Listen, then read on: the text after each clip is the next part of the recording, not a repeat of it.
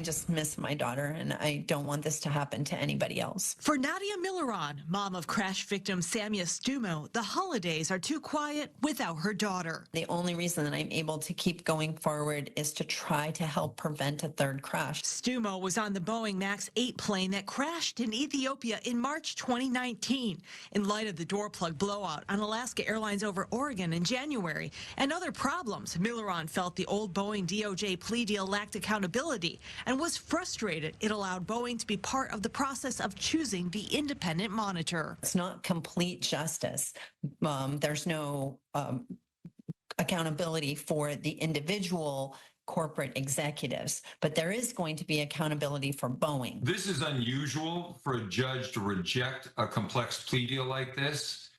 And it's a big win for the families. Aviation attorney Mark Lindquist represents the wife of crash victim Darcy Belanche. One of the problems with the proposed plea deal was that Boeing had their hands in determining who the independent monitor was going to be. This would be like having a criminal defendant choose their own parole officer. In rejecting the deal, U.S. District Judge Reed O'Connor argued that the selection process for the government-appointed monitor would be affected by diversity, equity, and inclusion or DEI policies. He says that he wants competence to be at the forefront of the decision-making process, writing, quote, "In a case of this magnitude, it is in the utmost interest of justice that the public is confident this monitor selection is done based solely on competency." The judge also suggested that the appointee should be reporting their findings to the court rather than the Justice Department. I suspect there's going to be a new plea agreement where the independent monitor will report directly to the judge rather than to Boeing or the Department of Justice. Milleron hopes the court has the final say on the appointment of a monitor. And that means that there will be increased safety,